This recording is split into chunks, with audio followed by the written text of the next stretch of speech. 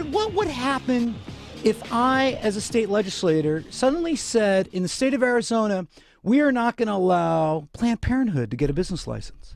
I wonder what kind of response that would gather. I don't think it would be very positive. I wonder what if I were to say that marijuana distributors can't get businesses licenses? What if I were to say bike shops can't sell bicycles so that naked people can't ride around on them? What if I were to say that, what else, artists, or Karen Ulick's friends in her wonderful neighborhood that she gives all that money to, that other taxpayers pay for their historic homes that get these huge tax breaks on their property taxes?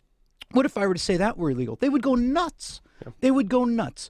But this is pure grandstanding by them and a pure ignorance, because they don't realize they're hurting businesses. And again, every single licensed vendor at that gun show does a background check. Every single one. The sad part about it, and I don't know what we do about, I don't know what we do about this apart from continuing to fight it like we always do. But the problem is, the sad part about this whole situation is that all of it's working. I mean, when you look at least anecdotally speaking, when you look at the response of the left in town to Steve Kozachik's conversion, over time, so far they're all embracing him. Now, whether or not the Democratic Party turns on him later on remains to be seen. I think a lot of it's going to come down to whether or not they feel like this whole thing worked, this whole ruse worked.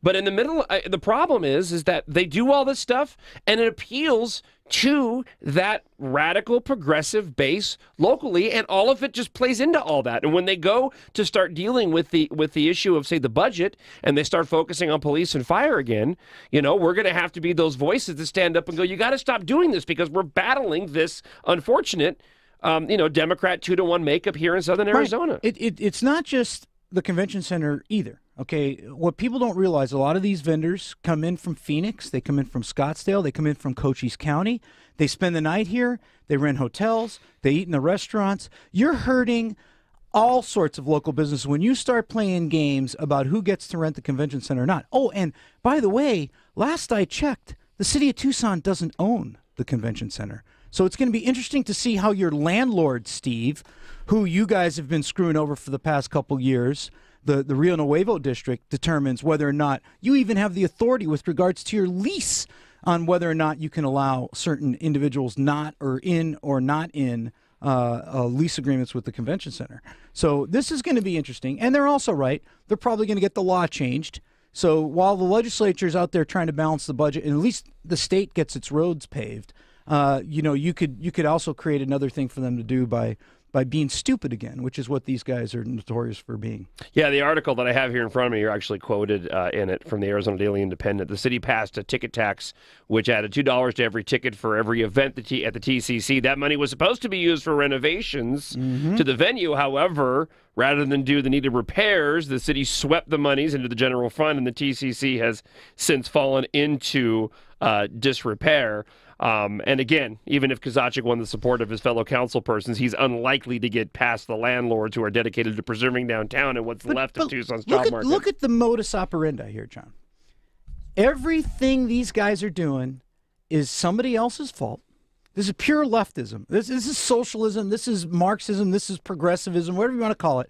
It is never their fault. The roads suck in Tucson. Well, it's not our fault. It's the state's fault because they swept the HERF money. Oh, the TCC is falling in disrepair. It's not our fault. It's Rio Nuevo's fault. Kozachik, that was one of his big rants last year. Oh, they got all this money. They're not fixing the TCC. Well, Steve, it was the city's responsibility to fix the TCC. They assumed the maintenance of it, and they, as John just pointed out, raised a tax on everybody that bought a ticket for it to pay for maintenance. But you guys didn't do that. But it's not your fault, Steve, because you and your other liberal buddies, of course, it's never your fault. It's someone else's fault. And like pure socialism, the producers of this state and the producers of this city have in the past come and anteed up a little extra to help you spend their money in an inefficient and pathetic manner. But I think that is coming to an end.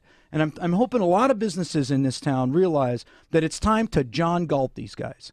And if they don't like businesses, then fine. Move outside the city, move out in the county, or even move to Pinal or Cochise County or Santa Cruz County. There's plenty of people in those counties that would appreciate you opening your business. And if Pima County and the city of Tucson doesn't like businesses, then I think the business community needs to wake up and embrace that. Because I think people are getting tired of it. The anti-hostile attitude of this council is pathetic. The way they treat businesses. It's all garbage. I got a stack to get to with Frank Antenori as he joins us in studio. Any questions you have on any number of issues? 751-1041. 751-1041 is the phone number. 818, 43 degrees outside. Your high today, 71. It's 1041 The Truth, Right Talk for Tucson.